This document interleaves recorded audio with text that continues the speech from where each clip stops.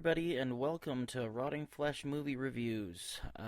Welcome back. Yes, I know, a video again the next day. Who'd have thunk, huh? Yeah, well, I was gonna hold off on this, till next Halloween, because I'm obviously late to the party.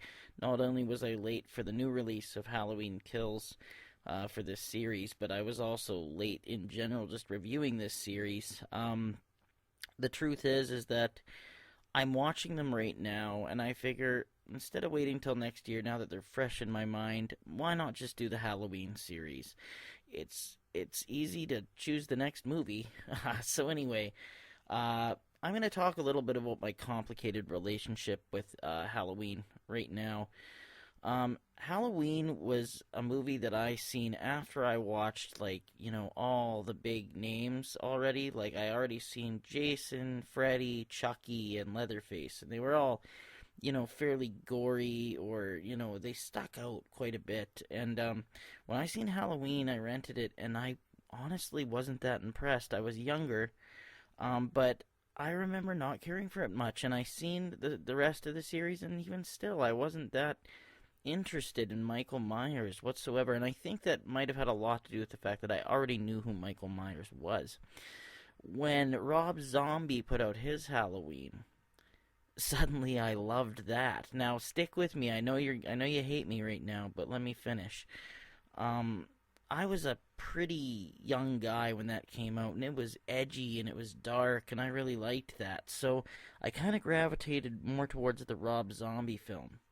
But I'm going to just talk about this and explain to you how my views have changed over the years. So, the movie was made in 1978, directed by John Carpenter, starring Donald Pleasence, Jamie Lee Curtis in her first starring role, and Nick Castle as the Shape, or Michael Myers. From here on, there'll be full spoilers, but who cares? This movie is old as dog shit.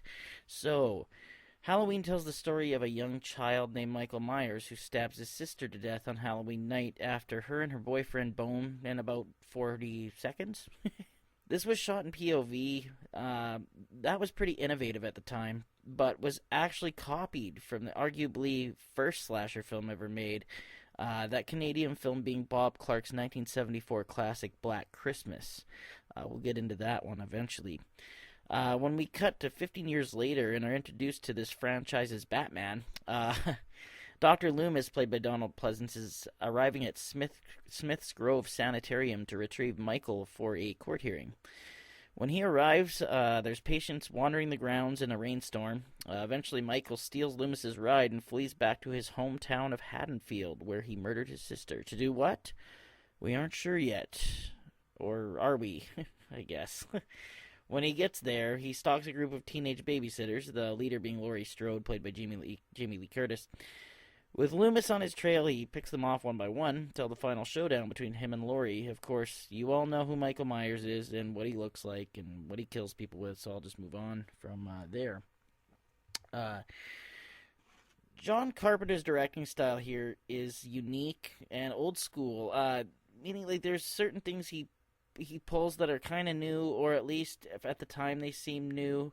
I think he did copy some people, but also he had Michael Myers carrying the girl into the house, which is very reminiscent of Dracula or Frankenstein or something like that. That was always a very classic look, the monster carrying the damsel in distress. The scenes where Michael is stalking his victims are actually better than the kills themselves. That's the biggest selling point in Halloween, is the suspense. But John plays the suspense like a finely tuned instrument. You get little spots where the audience sees Michael in the background just watching. And I can imagine when this came out, it must have been pretty creepy. Despite being filmed in California, they really managed to pull off the vibe of Halloween. With the fallen leaves, the pumpkins, the trick-or-treaters, just the general feel, they really pulled it off, even if at times you can look in the background and see palm trees. Not very often, but, and the leaves on the trees are green, so I feel kind of bad that they couldn't have, fall leaves on the trees, but, that would have been better, but I really do see why this is a complete staple for the month of October.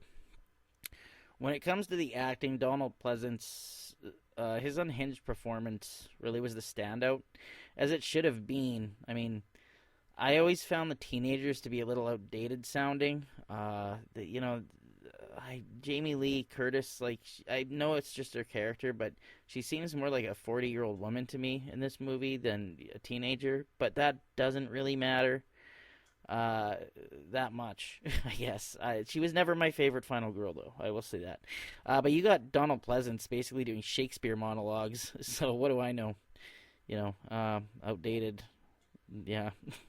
The guy playing Michael is definitely one of the best people to even don that pale William Shatner mask. Hence why the film works, I think. If they had somebody that didn't know how to get the certain creepy walk right and the stalking right, I don't think it would have worked out as well. Um, Honestly, the writing in this is pretty straightforward. I think John knows that.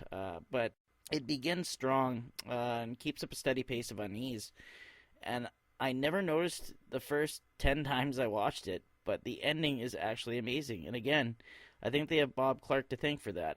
And as I say, like, I watched this, I should mention that I watched this movie like 10 times before I finally understood this movie. And it's like I said, I think it's because I already knew who Michael Myers was, so there's nothing to be scared of, really. Um, there were not many effects in the movie, but as there's like barely any blood. But it was very much made before the actual slasher boom, so, we can forgive it. Suspense is the magic here. And as for the music, well, I'm not even going to talk about the music because we all know the theme for Halloween. That's basically the theme song for the holiday almost. So I just want to, I guess, close this off by saying I finally understand Halloween. Um, I knew before that it was supposed to be suspenseful, but when I watched it the last time, I decided, okay, pretend you know nothing about this. And when I did that, it worked a lot better. It's still, I do know it, so of course I'm a little, I guess, biased. But I don't know, I don't even know if bias was the right word there. I kind of used that out of context, maybe. I don't know. I honestly don't even know what that word means. I'm kind of moronic.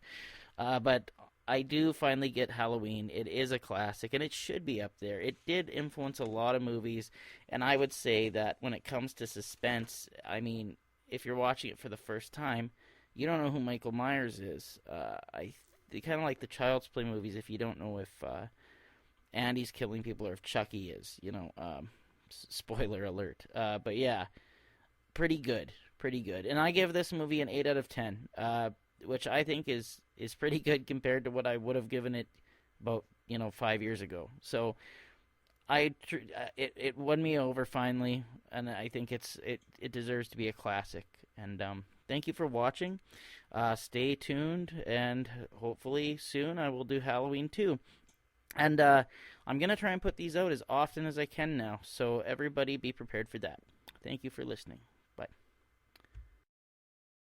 That Magic Production.